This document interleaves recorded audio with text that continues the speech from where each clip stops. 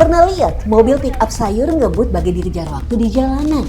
Ini bukan sekedar ugal-ugalan, ada pertaruhan jutaan rupiah dan kesegaran sayur yang harus tiba sebelum fajar. Jadi kita bisa dapat harga lebih baik juga kalau misalkan datangnya kita lebih cepat. Dibanding kalau misalkan kita ada keterlambatan, otomatis kan harga sayuran juga yang datang ke pasar udah keduluan sama supir-supir yang lain.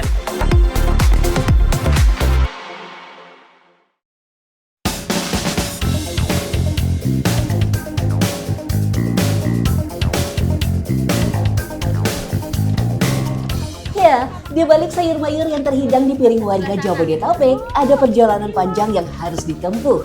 Salah satunya dari Kampung Malimping, Kabupaten Cianjur, Jawa Barat. Di kebun seluas 10 hektar inilah rata-rata pasar di Jabodetabek mendapatkan suplai sayuran.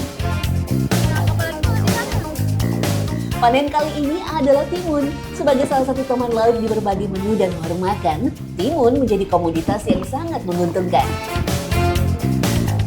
Biasanya kan kita olah lahan baru, selalu ditanamin timun karena di samping timun tuh usianya cepet, 40 hari udah kepanen dia. Jadi buat balikin modal tuh cepet. Kegiatan panen sudah dimulai sejak pukul 7 pagi. Alasannya karena timun masih segar dan kandungan airnya tinggi. Jika dipanen siang, timun bisa cepat layu dan kualitasnya menurun. Timun harus tiba di pasar dalam waktu 24 jam untuk mencegah penyusutan dan pembusukan. Petani bisa menghasilkan hingga 5 ton timun dalam satu kali panen. Waktu panen dilakukan 2 hari sekali. Semua timun yang sudah dipanen lalu dikumpulkan untuk disortir. Ada 3 jenis timun yang dipisahkan dengan kode tertentu. BS untuk timun yang tidak bisa dijual, pendek untuk timun yang kualitasnya nomor 2. Kemudian super untuk kualitas nomor 1. Yang ini termasuk timun lalap yang ukurannya pendek, untuk ukurannya pendek. Yang ini untuk masuk ke karung yang sini. Jadi dibedain berdasarkan jenisnya? Iya, berdasarkan jenisnya sama posisi panjang pendeknya gitu. Oh iya.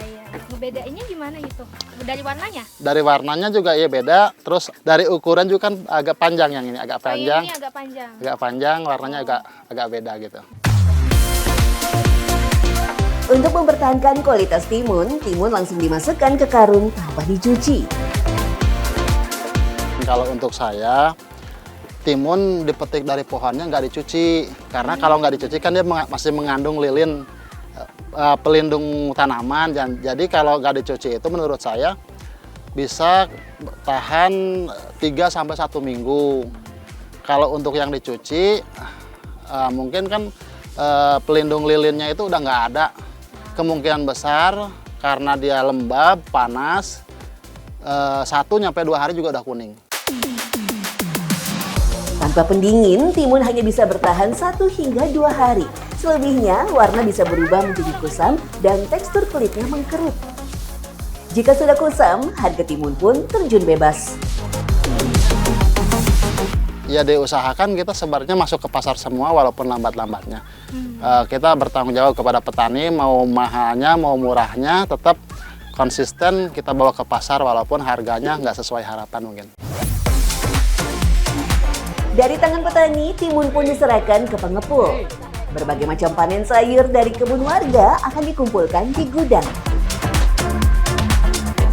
Kalau nyusunnya sih biasa kalau ukuran mobil ya. Kalau SS paling muat 7 karung ke samping. Kalau semisalnya Tayo 8 juga kuat sih. Nyusunnya ke samping dibawa ke samping ada 16 masuknya. Kalau timun yang kedua itu paling 17 gitu. Oke. Terus biar nggak benyek itu yang paling bawah itu kayak gimana Kang caranya? Enggak sih, enggak langsung benyek gitu ya. Enggak sih, soalnya kan padat ininya timunnya. Kan barang kita punya timun doang. Kalau di bawah, kalau semisalnya cabai di bawah jangan, itu pasti benyek. Di gudang, sayur akan dikelompokkan kembali sesuai dengan tujuan masing-masing. Sayur sendiri tidak boleh ditutup terlalu rapat agar tetap terkena udara. Kalau kesegaran, kalau udah naik ke mobil ya, kalau udah ke mobil mah paling si terpal nggak terlalu dibungkus ke bawah. Kalau posisi dagangannya, posisi terpalnya ke bawah, nanti kan takutnya nggak ada sirkulasi udaranya. Ya, makanya kalau dijaga paling diangkatin terpalnya ke atas gitu.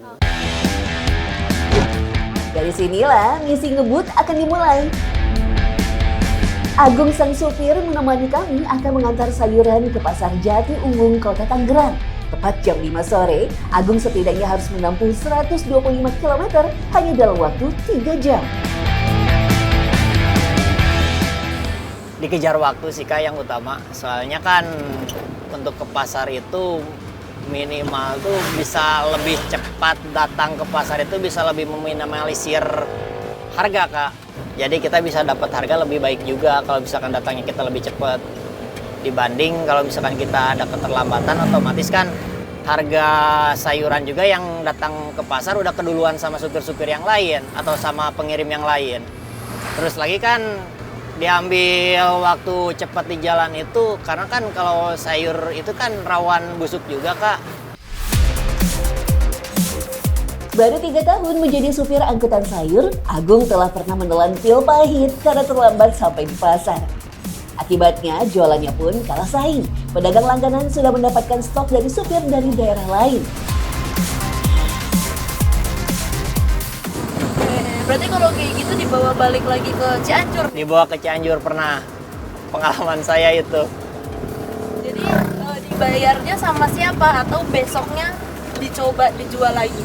Ya kalau misalkan buat dicoba dijual lagi, kan kualitas sayurannya udah terlanjur layu juga, kan udah mulai menguning juga kalau buat timun kan, ya otomatis paling kalau misalkan masih bagus dibagiin sama tetangga aja sih. Meskipun ngebut, Agung tetap memperhitungkan segalanya. Saat mobil menikung, mengerai mendadak, ataupun menancap gas, dilakukan dengan tepat agar muatan tidak bergeser. Terlalu banyak guncangan bisa menyebabkan kerusakan pada sayuran. Belum lagi kalau cuaca tiba-tiba berubah. Kalau itu pernah sih Kak, pas ketika hujan tuh, pengalaman itu kalau nggak salah bocor ban.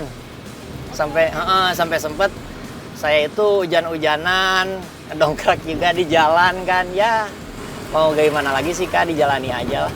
Tapi sayuran aman.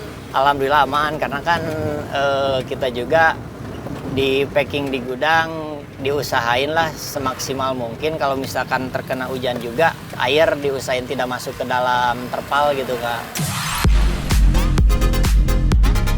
Meski sering dinilai ugal-ugalan oleh pengendara lain, Agung merasa punya alasan kuat. Bagi Agung dan supir sayur lainnya, mereka adalah garda terdepan penggerak ekonomi. Ya kalau menurut saya sih pasti penting banget Kak, soalnya kan komoditi sayuran buat ke pasar itu katakanlah nomor 1 lah ya. Otomatis kalau misalkan kita sebagai supir sayur nggak bisa pengiriman ke kota-kota besar, otomatis perekonomian juga kan bisa menurun. Akhirnya sayur pun sampai di pasar. Muatan langsung diserbu dan dibongkar ke lapak masing-masing. Dari tangan petani di Cianjur hingga ke meja makan, ada perjalanan panjang yang berpacu dengan waktu. Menjaga kesegaran sayuran bukan sekedar soal bisnis, tapi tentang dedikasi dan tanggung jawab tinggi agar kebutuhan pangan selalu terpenuhi dalam kondisi terbaik.